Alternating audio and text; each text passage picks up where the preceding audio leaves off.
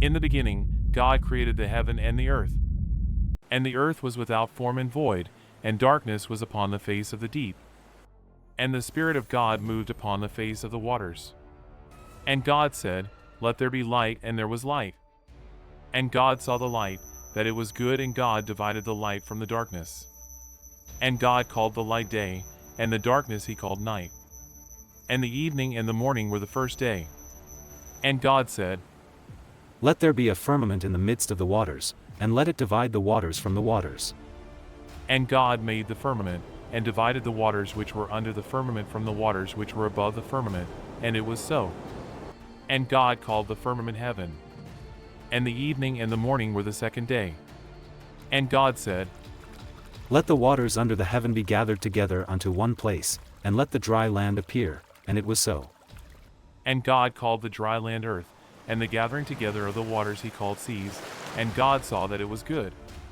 And God said, "Let the earth bring forth grass, the herb yielding seed, and the fruit tree yielding fruit after his kind, whose seed is in itself upon the earth," and it was so. And the earth brought forth grass, and herb yielding seed after his kind, and the tree yielding fruit whose seed was in itself after his kind, and God saw that it was good. And the evening and the morning were the third day. And God said, "Let there be lights in the firmament of the heaven to divide the day from the night, and let them be for signs, and for seasons, and for days and years. And let them be for lights in the firmament of the heaven to give light upon the earth," and it was so. And God made two great lights, the greater light to rule the day, and the lesser light to rule the night. He made the stars also. And God set them in the firmament of the heaven to give light upon the earth, and to rule over the day and over the night, and to divide the light from the darkness. And God saw that it was good. And the evening and the morning were the fourth day. And God said, "Let the waters bring forth abundantly the moving creature that has life, and fowl that may fly above the earth in the open firmament of heaven." And God created great whales, and every living creature that moves, which the waters brought forth abundantly after their kind, and every winged fowl after his kind. And God saw that it was good. And God blessed them, saying, "Be fruitful and multiply, and fill the waters in the seas, and let fowl multiply in the earth." And the evening and the morning were the fifth day.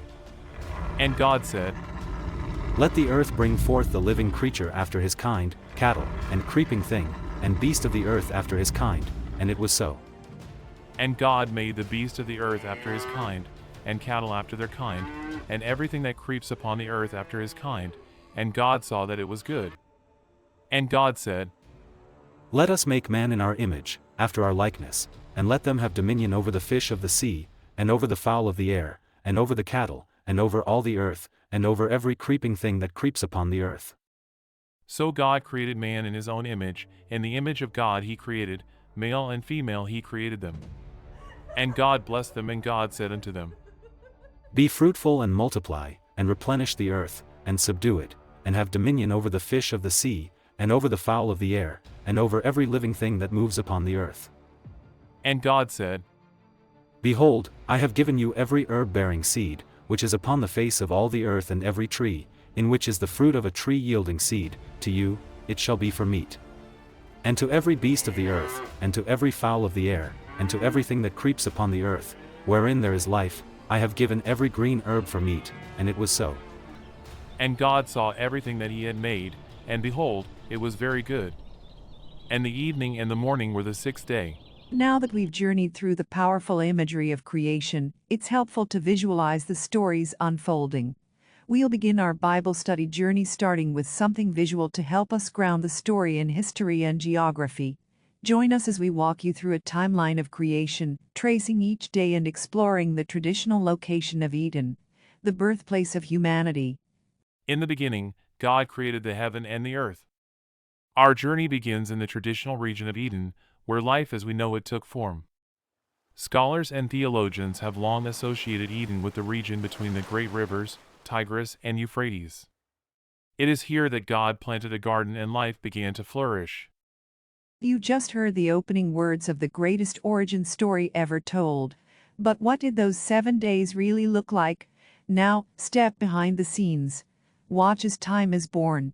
Light is separated from darkness. Oceans are drawn back. and life emerges at the command of a voice.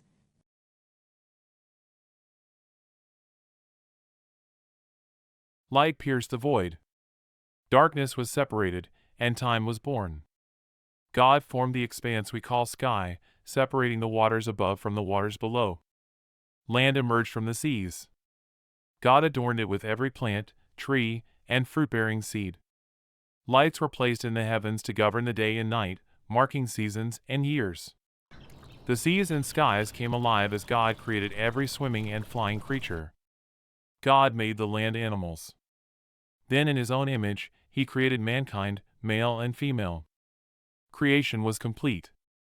God rested, setting the pattern of Sabbath, rest, reflection, and renewal. From void to vibrance, from chaos to creation, this sacred timeline reminds us of a powerful truth: in every beginning, God brings order, beauty, and purpose. As we grasp the beauty and order of creation, it's important to understand the cultural and historical backdrop of Genesis chapter 1. This perspective reveals how the original audience would have perceived these powerful declarations and symbols of divine authority. Here's a breakdown of the key elements. Genesis chapter 1 emerges within a cultural backdrop where ancient civilizations like Babylon, Egypt, and Canaan already had elaborate creation stories. For example, the Babylonian Enuma Elish describes creation as emerging from a violent battle among gods.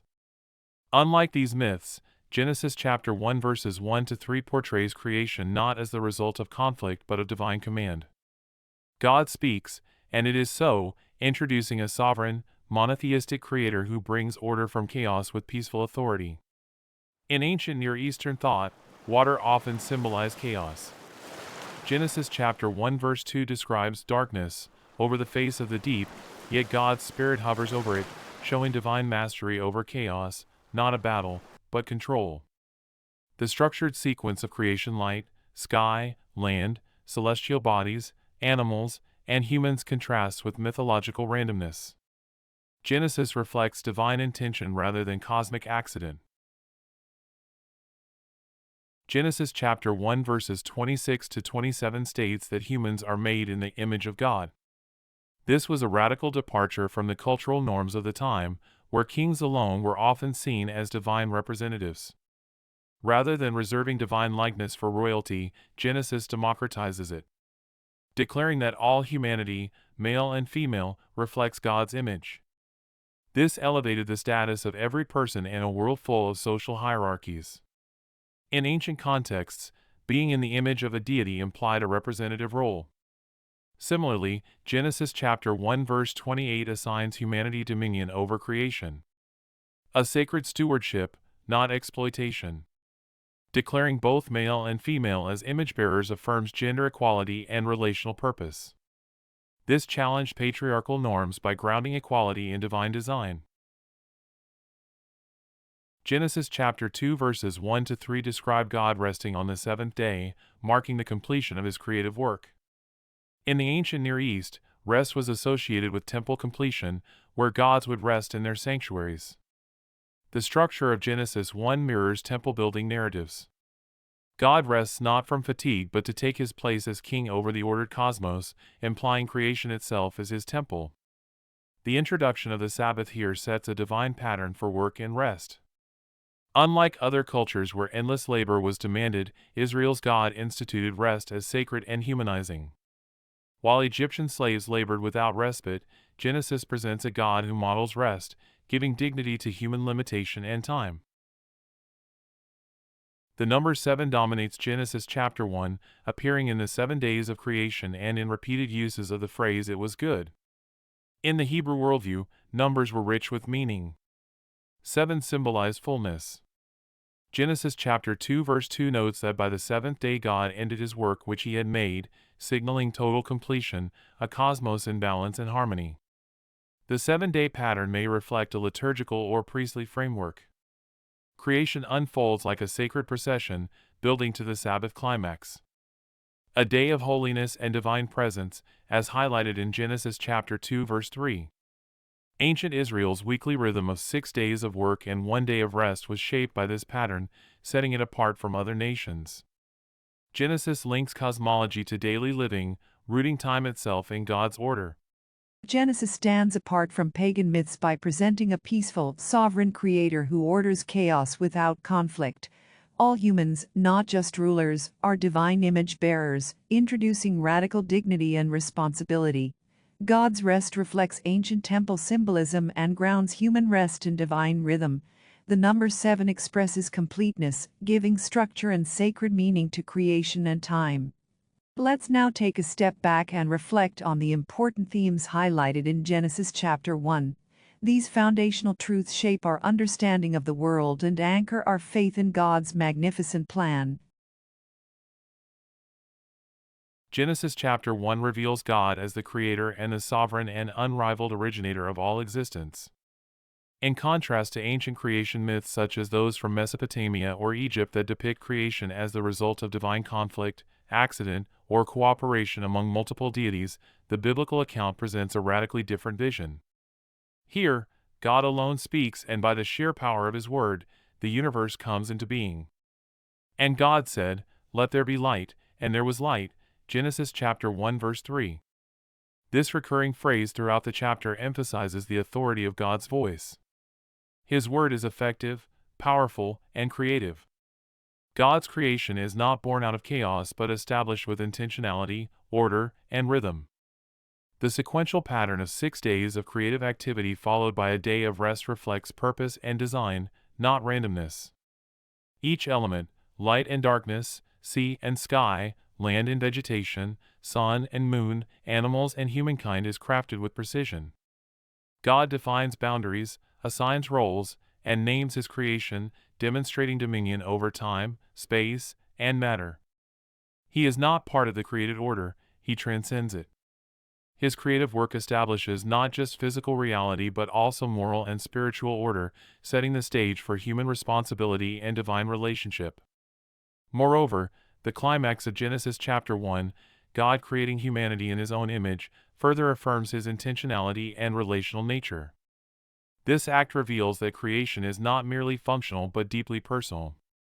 God is not a distant force but an involved, purposeful creator who delights in what He has made, declaring it very good in Genesis chapter 1 verse 31.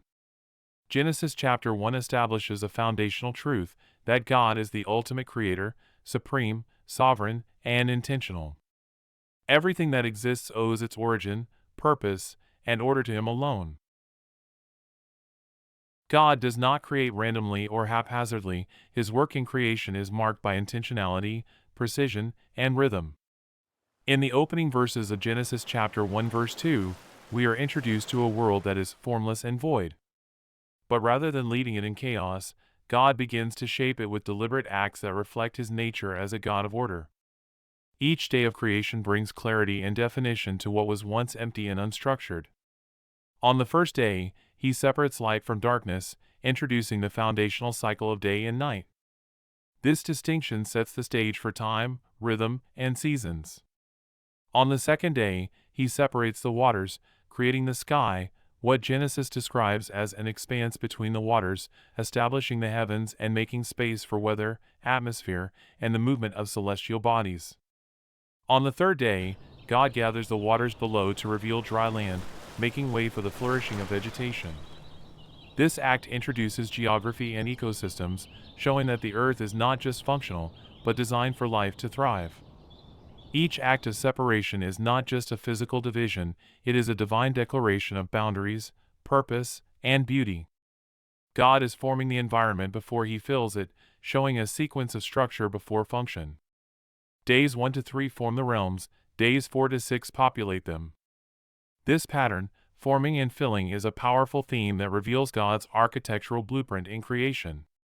Moreover, the progression from one day to the next is not arbitrary, each stage builds upon the last.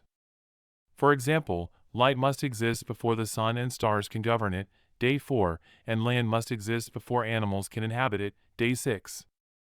There is a logical and theological layering in God's creative process that reflects His wisdom and sovereignty. In a world that often feels chaotic and fragmented, the Genesis creation narrative reminds us that God brings order out of disorder, structure out of chaos, and purpose out of emptiness. This lays the groundwork for a habitable world and echoes God's ongoing work in our lives, bringing clarity, direction, and meaning to the areas that feel void or broken.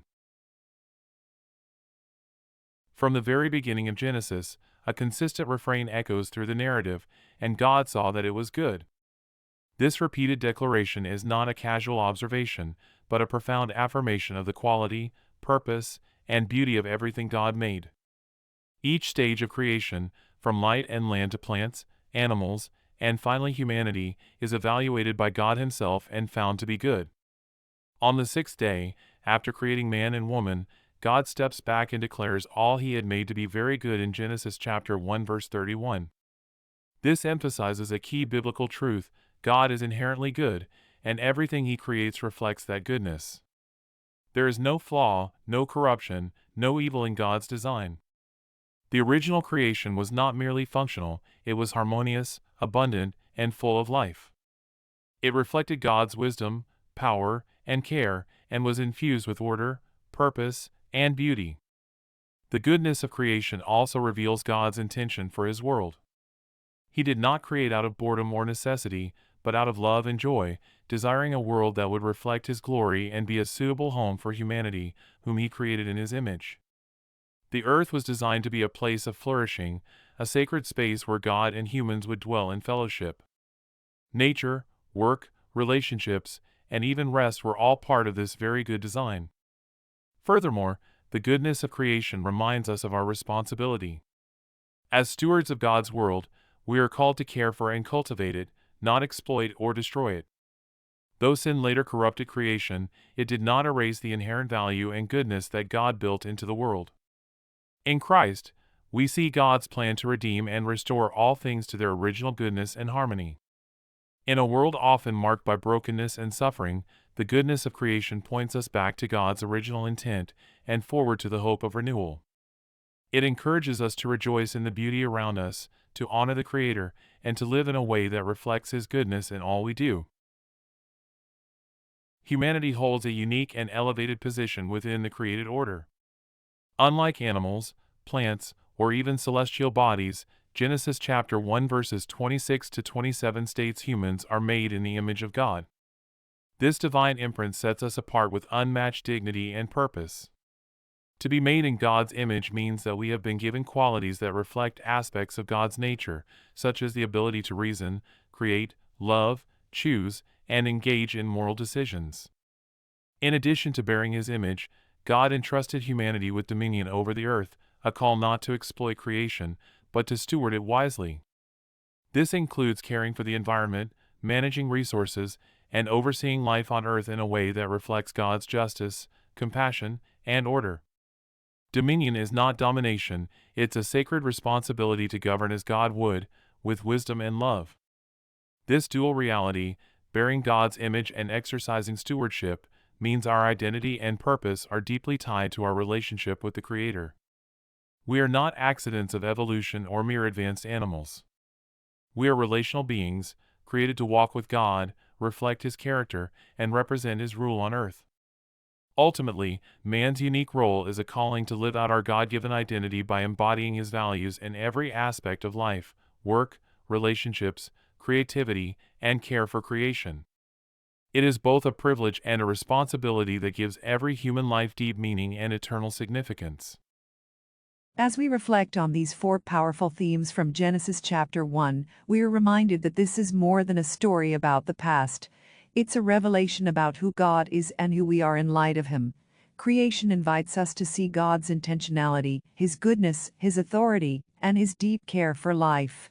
But it also calls for a response. These truths aren't just meant to inspire us, they're meant to transform how we live. Here are some questions to help you reflect on Genesis chapter 1 in your own journey of faith. What do you think it means for God to speak creation into existence? Why do you think light was created before the sun, moon, and stars? If you could witness one day of creation, which would it be and why? How does knowing you are created in God's image change how you see yourself? What part of creation amazes you the most? In Genesis chapter 2, we will explore the intimate details of how God formed humanity from the dust, breathed life into us, and designed a perfect home for His creation. If you were inspired by the creation story and want to continue exploring the wonders of God's Word, don't forget to like, share, and subscribe. Turn on notifications so you never miss our journey through each verse of the Bible. Leave your thoughts in the comments.